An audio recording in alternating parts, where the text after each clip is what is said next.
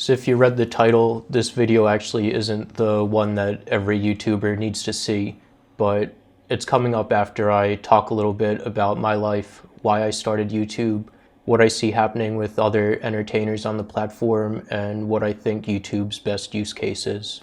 You guys seem to like when I talk about my past and my life, so hopefully this is okay. If you want to skip to the main content, the main video, you can go to Stefan Molyneux's channel and search for a video called YouTube, The Price of Fame. Otherwise, I'll be playing it in this video after I finish speaking. But the reason I'm making this video is to help raise awareness for the travesty that is the YouTube career. I'm not really going to do a better job speaking about this than Stefan did, so I'm just going to share some of my past experiences and why I got into making videos. So one of the reasons I started talking to a camera was due to a failure to find people to connect with and accept me.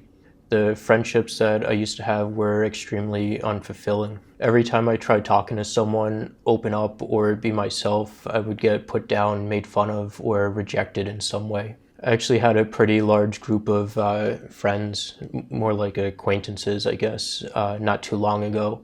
But at get-togethers, I would mostly sit around and be quiet and do things on my own because I would get rejected when I did something I thought was fun or funny, or when I suggested doing something that I wanted to do. By the way, I read off of a tablet teleprompter because I can't speak on my own. Here's a couple examples that immediately come to my mind.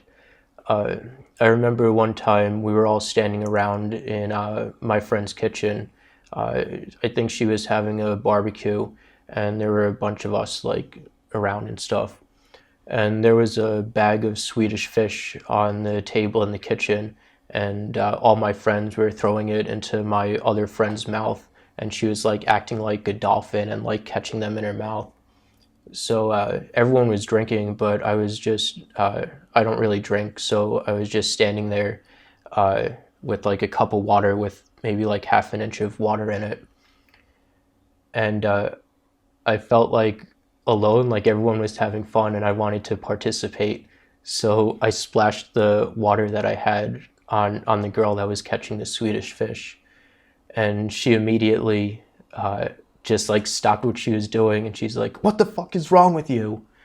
And everyone like turned and looked at me like I was some type of monster. I didn't say anything back. I guess I just like cowered and went silent, and I walked outside to the back porch to get away from everything, and eventually I just went home.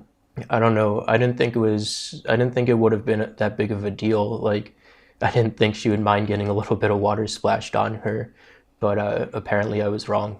I guess that's just one example of me doing like stupid and awkward stuff around people. But here's another story. Like all of us would go camping every year, and there was probably like 20 or more of us that would go some years. Everyone would form like their own little groups and talk and laugh and play games together. And I don't know, I just never fit in with any of them. But like every time I would try to join one of the groups, either there was never an opportunity for me to get a word in. Everyone just talks so fast, and I like to think about what I say before I say it. And so if there's like a pause in a conversation of like a group of people, I wouldn't have like formulated what I had to say or what I wanted to say until like someone already started talking. So I like missed my chance to talk. But that's why I prefer having one-on-one conversations with people, because I just can't connect with anyone in a group. Anyway, like if I did get a chance to say something, I would get dismissed or called stupid. And to be fair, I would just say like stupid random stuff because I didn't know what to say. So yeah, I guess it makes sense why people wouldn't want to talk to me. But also like when we were camping, like I would bring my fishing pole, and other people would bring their fishing poles too. And if I asked like any of them to go fishing or do like another activity with me, they would always turn me down. And keep in mind, we were all like around 30 years old at the time. I'm 32 now, so we weren't like children when this was happening. So after trying and failing to connect with people, I would resort to just doing things on my own. Like during camping trips, I would go fishing on my own or go for walks on my own. Or like I would bring my guitar and go into my tent and play my guitar on my own. Meanwhile, other people who played guitar would have like a bunch of people around them and they'd all be like playing songs and singing together and stuff. I guess it would have helped if I actually learned the songs that people knew instead of like just jamming on the guitar with my own like obscure riffs and jams and stuff. But I don't know, I just couldn't bring myself to learn like simple Lady Gaga songs. But now that I think about it, if I learned like the simple songs that everyone liked, I could have like improvised the guitar parts and the riffs to make them my own and less boring for me. But this wasn't limited to just camping. I'd say like once every 3 months, someone would agree to hang out with me when I asked. And I would ask people a couple times a week. And maybe once a month, I would get invited to go somewhere, even though everyone was hanging out with each other like a couple times a week without me. It always made me like really sad to hear people talk about hanging out with each other, and like all I could think of was like, why wasn't I invited? And they're always like, oh, well, it just happens. We just like happen to hang out. I just never understood it. But I was always a really awkward person that didn't know how to connect with people. And I think I know why that is. Well, here's one of the reasons at least.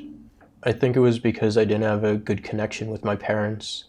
I was afraid of them and didn't feel safe around them. And I think because the relationship I had with my parents was the first relationship I had with people, that I grew up being scared and feeling unsafe and not trusting of people. I hope that makes sense. Like, I thought my parents were how everyone else was. I hope you understand that. Which, coincidentally, not trusting people and feeling unsafe makes you a very good candidate to appreciate cryptocurrency and cryptography and trust mechanisms and privacy. So that's like why I got into all of that, because I didn't trust anyone. I made a video maybe like a year ago about that, about how I gave up on privacy so I could be more connected to people. Anyway, I also think because of my terrible relationship with my parents, I wasn't given a safe place where I could experiment and fail and guide me to achieving what I wanted. I actually really crave that type of relationship from a girlfriend, like someone who accepts me as I try to learn and interact with them. Anyway, I remember I had a crush on this one girl from 6th grade to 12th grade and never once talked to her.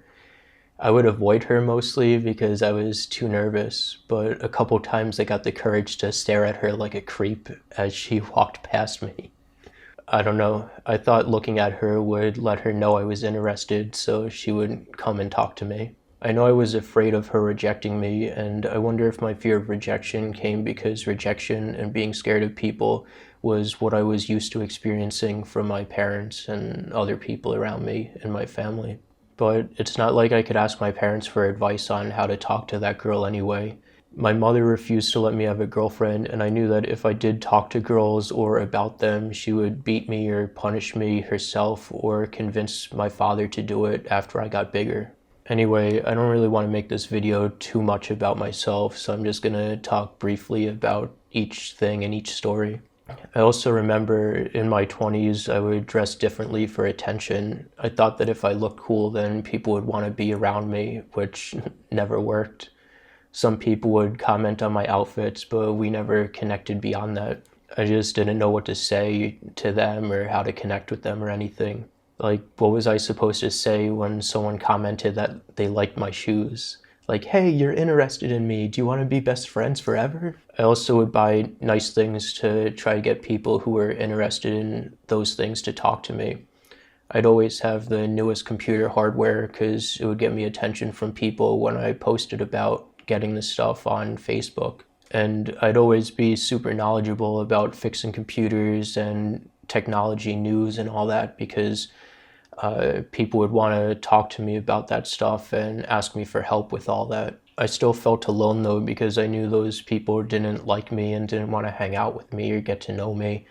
They only talked to me because I was useful to them. It reminds me of Robin Williams. If I recall correctly, he learned to be funny to get people to enjoy being around him, yet he still felt disconnected from people and ultimately committed suicide. I remember reading that Bill Cosby was the same way. He learned to tell jokes to stop people from beating him up in school. Oh, another thing that sucked about not trusting people is that I never had anyone to tell my side of the story to. Like, if there was a dispute or something, I would always get punished for things that I didn't do or didn't think was fair, because my thinking was always like, you're not going to believe me anyway, so it's easier for me just to take the punishment and move on with my life. Anyway, yeah, so now I have this camera and channel, and I can tell my stories and thoughts to anyone and tell them in a way that I hope is helpful or insightful to people. But that's not really why I started making videos, that's just why I continue to do it. As I mentioned in the beginning, I couldn't connect with people, and I thought I needed a safe place to practice talking to people. The camera and YouTube and writing out my thoughts is kind of perfect for that. The camera doesn't talk back. Some YouTube comments and metrics provide valuable feedback to me, and anyone that doesn't like me would just unsubscribe and go away eventually anyway, leaving me with a base of people that actually want to be around me and a place where I could practice speaking. This is kind of off script, but there's actually an article thing that I was reading the other day about connecting with people, and one of the questions that it answers is, how do I know if I'm really connecting with others? I'll post it on the screen here. Number 1 is, you're in the moment. Number 2, you're being yourself. Number 3, you feel opened whether you feel good or not. Number 4, you feel empathy and kindness for the other person. And number 5, a sense of trust exists between you and the other person. So it's like really hard for me to trust like strangers. It takes probably like a year, 2 years or longer before I can feel comfortable around people. But like the camera and stuff, like, I don't know, it's just easier. The camera's not going to hurt me or anything, you know. But anyway, I think the reasons I continue doing YouTube is because I know deep down that the reasons I do it aren't to gain friends, though. I do it to better myself and spread my ideas and thoughts that I think would be useful and helpful to people. One thing I want you guys to get out of my videos is to remember to be good to your children and be a good parent to them. But anyway, I remember I was really distraught by negative comments that I got on my Made Safe videos maybe like a year ago or something. I really wanted to be a respected cryptocurrency reviewer, and all the negative comments that I got telling me that I didn't know what I was talking about, they really brought me down. I remember I was so distraught that like I thought about everything like throughout the whole night, and then the next day I made like a follow-up video to it. Like, I admit that I could have worded some things better. I was still like new to talking to camera and people and everything, and but I do still think Made Safe was just trying to grab money from people with no skill sets of being able to complete what they envision. And I think that everyone in the Made Safe community attacked me to try to silence me and protect their investment. And the same thing happened with my recent EOS video, and the negative comments didn't affect me at all. I know that I made a good argument about why I think the coins will centralize more as time goes on. Anyway, I know a couple YouTubers who make videos because it helps with their loneliness. Bunny Mare, known as Graveyard Girl on YouTube, I'll put like the thing up here, is a big one. She gets really upset when commenters misunderstand her or don't like her or her videos. I think it's because she feels like she's losing a friend when that happens. She recently did a bunch of videos with, I think his name is Shane Dawson, about her mental breakdown, anxiety, and loneliness. And those videos really show what's going on with some YouTubers. Stefan's video, which I'll show you in a minute, really will show you what I'm talking about too. And Victoria X-Rave is another one who I think is affected by this and may have a breakdown sometime in the future. I pay to talk to Victoria on Skype, so I'm going to show her Stefan's video and hopefully try to prevent a breakdown from happening with her. Unfortunately, there's no way I can get in touch with Bunny.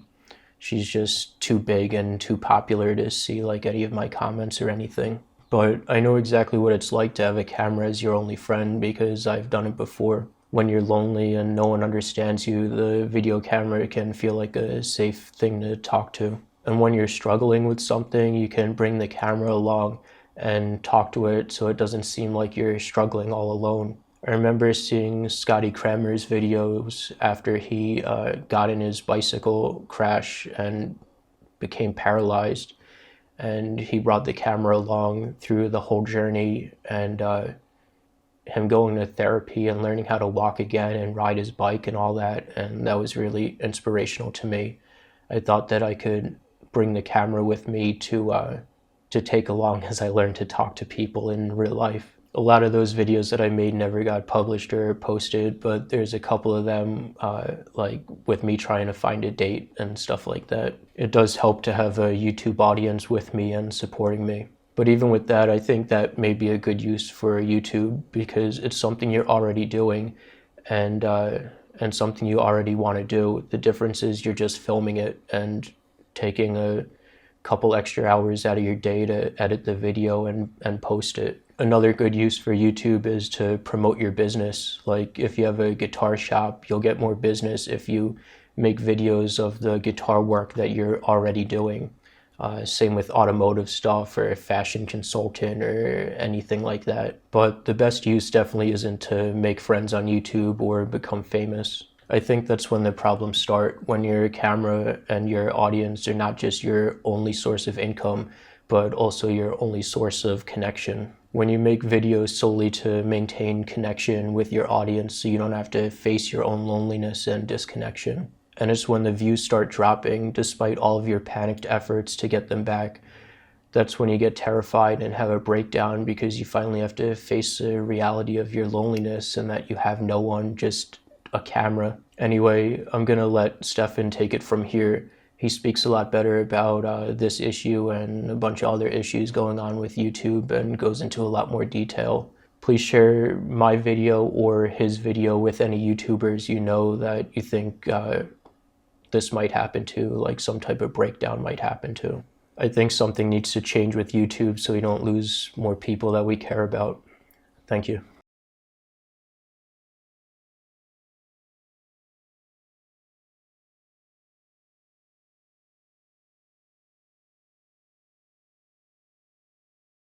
Hey everybody, Stefan Molyneux. Hope you're doing well. So this article caught my eye. I wanted to go over it with you guys. YouTube's top creators are burning out and breaking down en masse. And the general mantra is, this is all I've ever wanted. Why am I so unhappy? Now that is a fascinating question. So many people want to be famous. So many people want to be prominent. So many people want a public persona. And imagine, of course, that the praise, the criticism, the attention, the money is going to make everything in your life better. It is the great lure of fame and prominence to imagine that everything is great. Now, it doesn't seem to matter how many times we see, famous, rich, beautiful, talented people kill themselves or get divorced or become addicted to drugs or have their children go off the rails and have a generally miserable existence. It doesn't really seem to matter. This idea, this goal, this fantasy that fame is going to make you happy, that popularity is going to make you secure is, it's a very dangerous delusion and something which isn't really talked about as much. So the article by Julie Alexander, this is on Polygon, is talking about how this guy, Bobby Burns, he's a YouTuber with just under 1 million subscribers. I guess, it's funny, I never really think of myself as a YouTuber. I think of myself as a philosopher and so on, but not a YouTuber. But I have almost 800,000 subscribers. I have 500 million views and downloads. And so, I guess I'm in that category, which is why I wanted to talk about this. So this Bobby Burns sat down on Rock in Central Park to talk about a recent mental health episode. Elle Mills, Canadian. She has more than 1.2 million subscribers, uploaded a footage that included vulnerable footage during a breakdown. Ruben Gunderson, the third most popular YouTuber in the world with just under 30 million subscribers, turned on his camera to talk to his viewers about the fear of an impending breakdown and his decision to take a break from YouTube.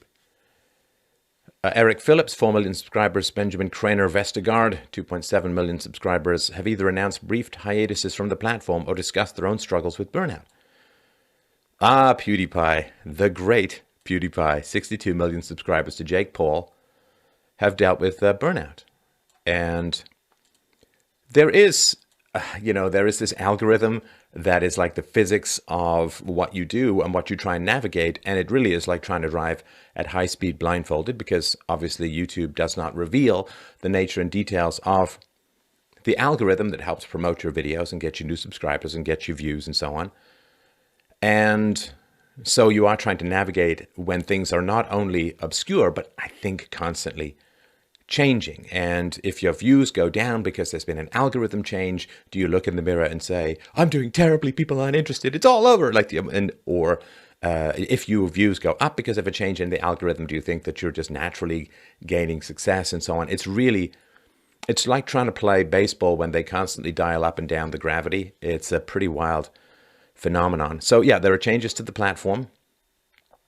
And of course, there's massive competition. Like out here in social media land and YouTube land, there's massive competition. Like back in the day when you were running a show, like a television show or whatever, a news show, well, you were pretty much the only game in town, or maybe there was another game or two in town. But like when I grew up, there were basically two channels, BBC One and ITV. There was BBC Two, but I think that was just a tax write-off. Nobody seemed to watch it.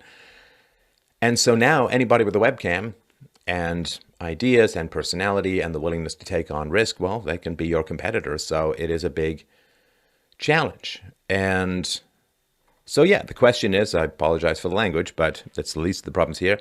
The caption is, why the fuck am I so unfucking unhappy? So Elle Mills did a video May 18th. She said, my life just changed so fast. My anxiety and depression keeps getting worse and worse. I'm literally just waiting for me to hit my breaking point. And this is the big challenge. This is the fundamental question that philosophy aims to answer in terms of happiness. So Elle Mills said, and she's someone she wanted to be a YouTuber from, out of the womb, right? She looked at the video camera, I'm sure, of her own birth and said, I'd like more of this. This sounds good.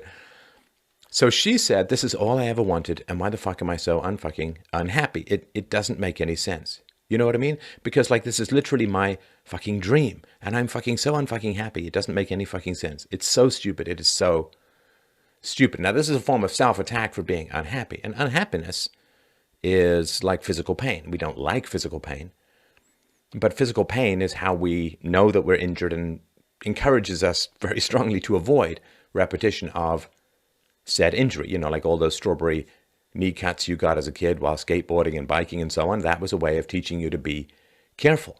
And a book that I read when I was younger really struck me with this. It was the Thomas Covenant series by Stephen Donaldson. And the hero has to do what's called a VSE, like a visual search of extremities. He has to keep checking that he doesn't have any cuts and bruises because he can't feel.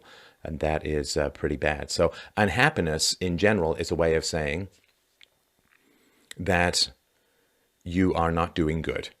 You're not doing good in the world. You may be popular, but are you doing good? And we'll get into that in a second. So then she announced on Twitter she was taking a break from YouTube and social media. She couldn't keep up with the pressure, told her fans that while she was safe and in good hands, she needed time to recuperate and remember why she loved making videos in the first place. Sam Sheffer, and he's a popular YouTuber, took a break from Twitter for similar reasons. And he said on a video, I've often talked about the pressures of being a YouTuber, and it's a tricky thing to talk about because to find success on YouTube is to live the dream. Like, this is the ultimate. And if you achieve this kind of success on this platform, which so many people try to do, like, how dare you complain about it? It is difficult to talk about because unless you've been in this position, I think it's challenging to empathize with it. So there is a schedule. Oh, yes, it does feel like a little bit. In fact, it feels a lot like a treadmill. Because there's this idea, well, if you don't post for a while, people will lose interest. They'll go to other platforms. They'll go to other YouTubers. They'll go to other social media outlets, and they'll just kind of forget about you. And so and also there's this idea that the algorithm rewards you if you're on the hamster wheel of producing videos. And so this idea that, PewDiePie uploaded at least once a day. He said that the rigorous pace of YouTube video creation led him to his own obsession with the platform. And then you end up feeling trapped by your success. And this November 2016, PewDiePie was saying, I'm sure he said whammon, but he also said, I think I have a pretty high tolerance of stress, but it just got worse when I came here. I'm really sorry. It really sucks for me. I've always put YouTube first, always. Even when I'm working on other projects, it doesn't matter. You guys come first. That's my main thing. But I can't do that while I'm here. Keeping the vlogs up is just impossible at this point. And yeah, burnout is highly competitive, creative, and front-facing fields like YouTube is common. I mean, Saturday Night Live has an entire week of professionals and movie stars and singers and so on to come up with a show. And in general, it's, well, I haven't watched it in a while, but it's generally not particularly good, or at least it hasn't been for quite some time. So they have a week to produce a show with commercial breaks, with musical acts and so on, couple skits. And even then, it's really, really tough for them to come up with good stuff. Imagine doing a half-hour a day or an hour a day when it's just you. It is a big challenge for a lot of people. Plus, of course, you're working at home. And when you're working at home, like work-life balance is tough enough when you got an office. You can at least leave and so on. But when you're working from home, you know, suppose that Thomas Sanders has that video where, you know, checking your phone at night, right? Turns on his phone, it's like a searchlight into his face. And that is a temptation. You have to kind of resist it, I think. You need to have your space away from what it is that you're doing in order to bring something to what it is that you're doing. So the work-life balance is really tough. How many hours should you be working? Is there this feeling that you could be doing better, that you could be doing more? It's a never-ending treadmill. And yeah, so Ruben Gunderson, he said he could feel the pressure building for years, never took time off to address it. He had panic attacks, went to visit a doctor. He knew he needed to stop. Yeah, I've been doing this for 7 years without stopping, without being able to see how I'm living from the outside. I always have in my mind what's going to be next, the next trips, the next project, and it sounds like first world problems, I know, but when you get everything together and you want it to be 100%, you give 100%, and give 100%, sometimes you can't. Very tough. So Tyler Blevins talks about schedule, right? The schedule, right? So he says the schedule is 9:30 is when I start in the morning and then I play until 4. So that's like 6.5 hours. I hope you do the 20-20 rule, 20-20-20 rule, which is every 20 minutes, looking at something at least 20 feet away for 20 seconds. Save your vision. It's important. So then he'll say, then I'll take a nice 3 to 4 hour break with the wife, the dogs, or family. We have like family nights too, and then come back on around 7 o'clock Central until like 2, 3 in the morning. The minimum is 12 hours a day, and then I'll sleep for less than 6 or 7 hours. That is, I mean, that's Dickensian. That's, early childhood, stuff 'em up a chimney labor from the Industrial Revolution. And so, yeah, people, they want AdSense. They have projects, merchandise. Sometimes they'll do tours. And this is a big challenge, right? So people have tried to read the very foggy Rosetta Stone of the YouTube algorithm. And people say, oh, you've got to make videos longer than 10 minutes. And frequency. It is strongly believed that YouTube accounts with more than 10,000 subscribers should post daily because YouTube's algorithm favors frequency and engagement. And that's tough. Can you come up with quality content every single day? Well, I believe that I can. But, you can look at YouTube views, whether it's quality or not. Certainly popularity waxes and wanes from video to video. Their growing demonetization concerns is a big problem. So if you touch on any controversial topics, then you generally have faced that frustration or fear of demonetization. And of course, YouTube keeps it under wraps. Maybe they don't like the way the algorithm is playing out at YouTube, or maybe they don't want people to understand the algorithm and then to work around it or to find ways to bypass it or game it, I suppose, right? It's a bunch of intelligent people and so on. And so, yeah, there really is a very big, and you can read the whole article, which I think you should. But let me tell you what I think is the most important aspect of all of this, which is this desire for fame and what it is able to achieve and what it definitely is not able to achieve. So here's why the pursuit of fame is going to make you more miserable in general. So if you're unhappy with yourself, if you lack good relationships, if you lack a meaningful purpose to your life, then that's going to give you a sense of hollowness, of emptiness, of nihilism, and you can attempt to fill that with the dopamine drug of other people's eyeballs. You can attempt to surf people's eyeballs as a way of reaching the shore of happiness, but you're going to crash and crater. for the simple reason that either one of two things is going to happen. Either A, your pursuit of popularity does make you happier, does give you relief from negative emotional symptoms, or it doesn't. Now, if it doesn't, and this was the big dice roll that you were going to make in order to achieve happiness, you don't have a plan B. And then you have to kind of face yourself in the dark midnight of the soul and say, okay, well, I was hoping that success was going to make me happy. I have put a huge amount of work into becoming successful. It hasn't made me happy. And that's when the depression really hits, because if there's a drug that's going to save you and it's the only drug that's around and the drug doesn't work, well, then what? Then what do? How do you solve the problem of unhappiness? Now, the other logical possibility is that your pursuit of wealth and fame and popularity and so on, it does make you happy. Ah, okay. But now you're addicted because you have to continue to receive that attention. You have to continue probably to grow, because even if you stay stable, the depression's going to probably start creeping back. So if happiness fails to materialize through your pursuit of fame, then you got to deal with your unhappiness, and that's a big problem.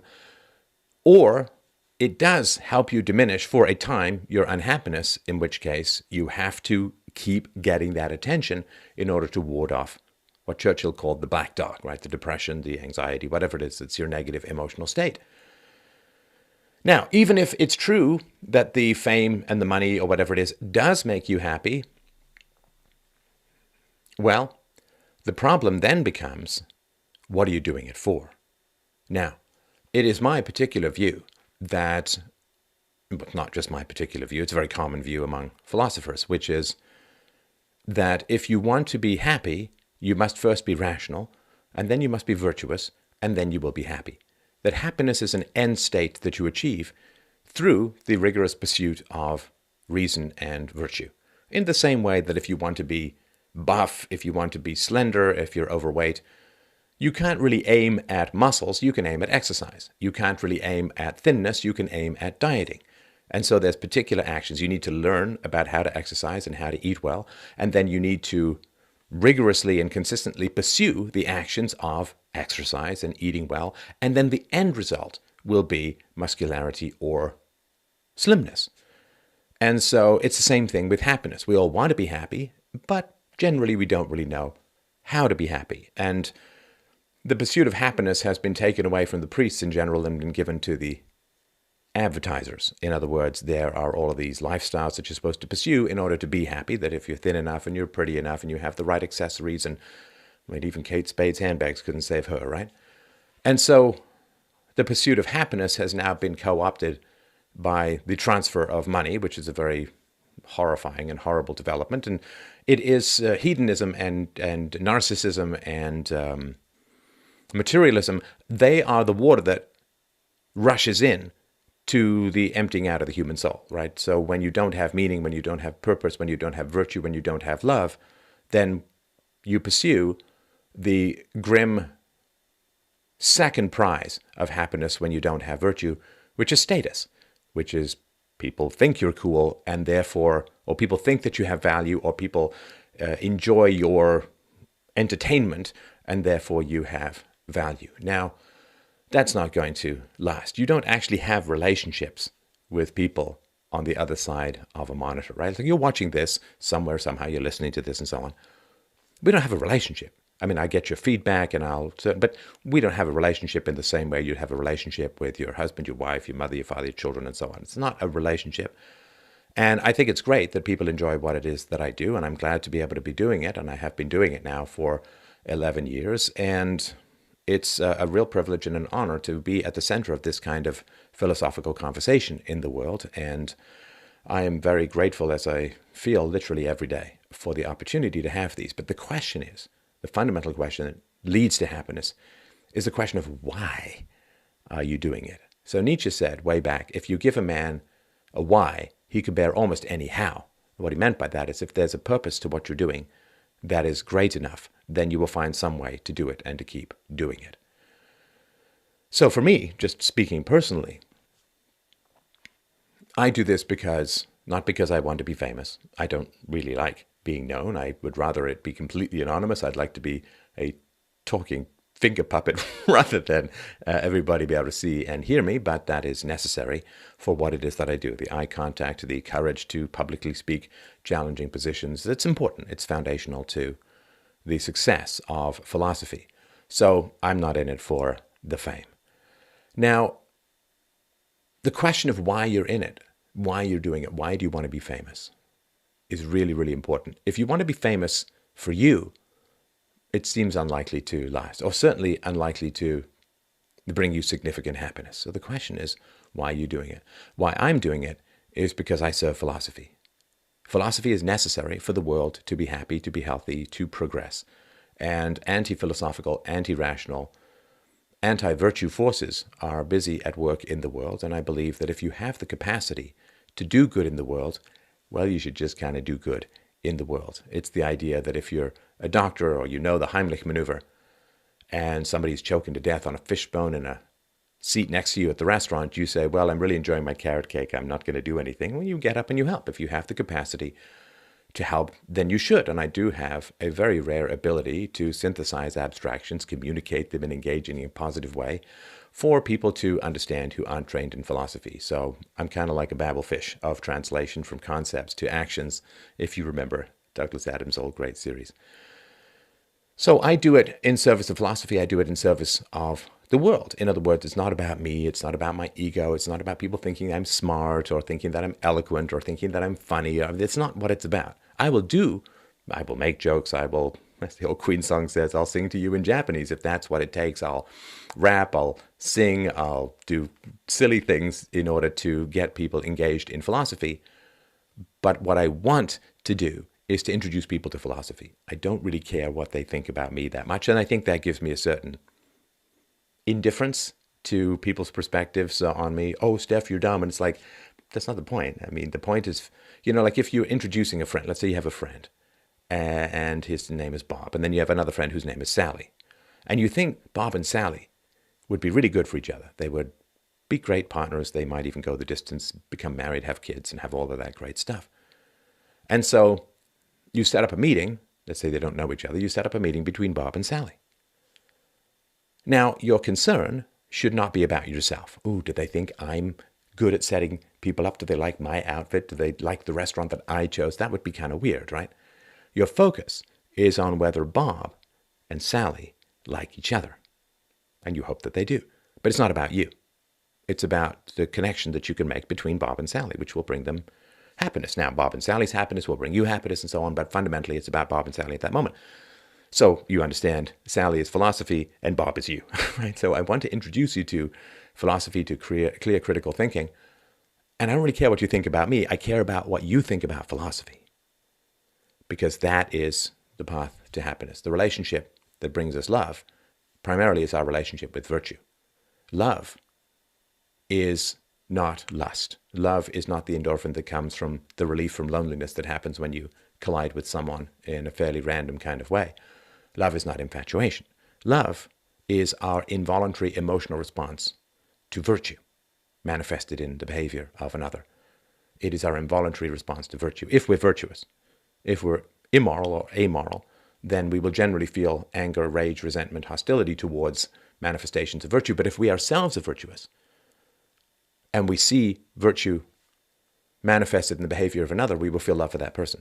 It may not be romantic love, it may not result in sexual contact, but we will certainly feel love and veneration, worship, respect, and so on for that.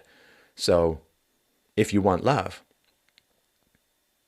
you have to be virtuous. Like if you want love, you have to be virtuous. Now, communicating what virtue is and how to achieve it, which has been really at the center of what I have done these many years in the public sphere, teaching people what virtue is and how to achieve it, that is the best way to bring happiness to the world. I want more love in the world. I want more connection in the world. I want good people to win, and I want bad people to change or lose. I want virtue to triumph, and I want evil to either become virtuous or to lose bad, lose hard, lose in a smoking crater, lose irrevocably, and be exposed for the malevolent destruction that it is. So for me, it's not about me. And it just doesn't mean you have to be a philosopher talking about virtue. in order to make it not about you. If you're a comedian, is your goal to have people think that you're funny and that you're clever and that, right? Or is your goal to bring laughter to the world because laughter makes people happy and you're just a means for achieving that? If it's about you, it's unsustainable. And if it's about you, you will never have the leadership that is needed to break new ground. Because if, let's say, you're a comedian and the whole reason you do it is so that people think that you're funny and clever and cool or whatever, right? Then you're actually kind of a slave to the audience. Because when they laugh, you're up. And when they don't laugh, you're down. Whereas if it's about a larger mission, if it's about bringing laughter to the world, if people don't laugh, you're like, okay, well, I failed to bring laughter to the world. Let me rejig and figure out what I can do to bring more laughter to the world because people need laughter. It releases endorphins. It makes us happy. It reduces stress. So it's just about dedicating yourself to a goal.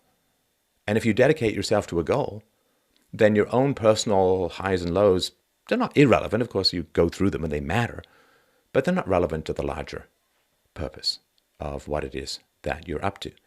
Because if you're a comedian and you want to be thought of as smart and clever and funny and all those kinds of things, then what happens is the audience is in control of what you're doing. The audience has the power to make or break not just your comedy act, but your value and worth as a human being.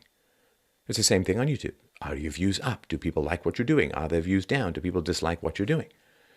If it's about whether you're liked or not, then you are being flown like a kite by your audience, and you can't be a leader in that way, and you can't challenge your audience, and you need to be able to challenge your audience. You know, I've joked with my producer that sometimes the goal of this show is make a friend, break a friend, make a friend, break a friend, because people come along and they say, oh, I really like what Steph has to say about this, and then I apply the same objective principles to something else, and then it's like, oh, that's bad. I don't like that. That's right. But the principles are the key, because the purpose for me is not to be liked. The purpose is not to be popular. The purpose is not to be famous. The purpose is not to get views.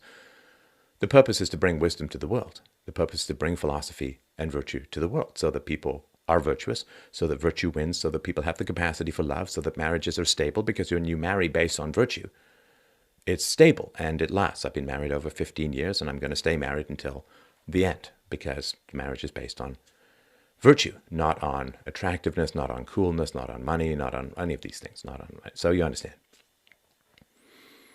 So that is a challenge. In order to be successful, you have to be a leader. In order to be a leader, you have to have a mission that is not dependent upon your own ego. Because you can't lead people if you're enslaved to them. You can't lead people if you're a follower. You can't lead people if you're dependent upon their good or bad opinion for your own emotional happiness or unhappiness. And I'm not saying that I don't think it's possible or healthy to achieve this, Ayn Rand protagonist detachment from all negative opinions. Negative opinions can be helpful, but they're just not about you. They're about your mission. They're about your mission. Like if you're driving to Vegas with someone and that person says, I think you're going in the wrong direction, you don't sit there and say, oh, you think I'm a bad driver and a bad person? It's like, no, you check your GPS and you recalibrate, you realign, then you end up, it's not personal. You understand the goal is to get to Vegas, and whatever helps you get to Vegas is great. And if you have a goal that's larger than, I want attention, I want to be famous, I want money, if you have a goal that's larger than that, then you can survive the slings and arrows of outrageous fortune. And then the amazing thing is, here's the amazing thing, and I don't know exactly how all of this works. Let me know what you think in the comments below. But here's the amazing thing, my friends. If you really care about people's opinions, you are giving them way too much power over you, and they will abuse that power. They will attack you, they will torture you, they will undermine you. Understand, right? If you have a larger mission, then other people's opinions become somewhat irrelevant. So, to understand the difference between navigating your life by principles and navigating your life by popularity, think of, you got to walk a mile through the woods. It's thick woods, it's deep, it's kind of boggy. Now, if you try it during the day, clear blue skies, it's sunny out, those beautiful leafy green fractals are flowing across your face, birds, bees, butterflies, everything out. It's a enjoyable hike, maybe a bit of a challenge, but you can see where you're going. You can step over the logs, you can skirt the swamp and so on. You can get where you're going. Now imagine trying to do that at 2 o'clock in the morning. It's still a cloud-free sky. There's some stars out and a bit of a crescent moon.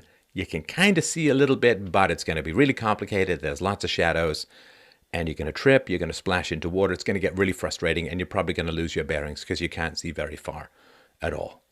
So navigating by principles, sunlight. Navigating by popularity, moonlight. Now, if you put the two together, you ever see, of course you have, right? I remember when I was a kid, the first time I saw the moon was out while the sun was out. It's crazy. The world is imploding. It's upside down. What's going on? So imagine this. It's not like you don't care about popularity. It just is not what you focus on when it comes to navigating your life. So if you're walking through the woods and the sun is out and the moon is out at the same time, okay, yeah, the moon is giving you a tiny little bit of extra light. You see it, you notice it, but that's not what's guiding you. That's not what you're motivated and moving by. You're motivated and moving by according to principles. And it's not like there's no moon in the sky. It's just not what you guide yourself by.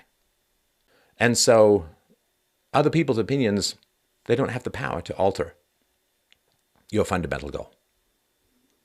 And when you are not dependent upon other people for your sense of self-worth, they actually don't end up attacking you that much. Because people attack you in order to feel a sense of power over you. Right? If you can't control reality, if you can't control your own life, you will end up trying to control other human beings to give yourself a sense of efficacy, a sense of power. The worst thing for a bully is to be humiliated. Now, if a bully tries to attack you and the attack doesn't work, then the bully feels humiliated. And so the bully will avoid trying to attack you because the bully's powerlessness over a strong person is revealed. The bully who tries to appear strong, attacks a strong person, ends up appearing weak, which is the worst thing for a bully to experience. So the other reason I'm saying to you, have a goal that's larger than yourself, your self-image, your own ego. Have a goal that's larger and bigger, because then you'll have a lot more fun as a public persona. You'll have a lot more enjoyment. You'll get a lot more respect. You'll get a lot fewer attacks. And you can bring more truth and be more of a leader to your audience. So again, it doesn't all have to be about virtue and abstractions and philosophy and concepts and all that kind of stuff. It can be about doing goofy things that make people smile. That's perfectly fine. The question is why. If it's about you, it won't work. You will slowly be worn down because being dragged around, being flown like a kite, being manipulated by your audience like a hand puppet is not fun in the long run. Now recalibrate yourself and say, okay, why is it that I'm doing this? What is my larger and major purpose? If it has something to do with bringing goodness to the world, with bringing joy, happiness, laughter, love, whatever it is, if it has something to do with bringing something good to the world, not only do the haters become irrelevant, not only do you lose the wild ups and downs of success and failure,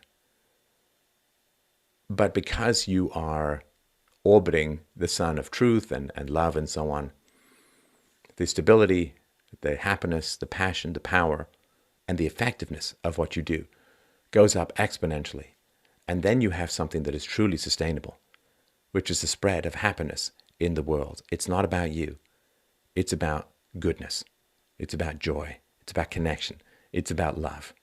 And if it's about that, they can fire all the weapons they want at you. You can fire all the weapons you want at you. But you will never go down.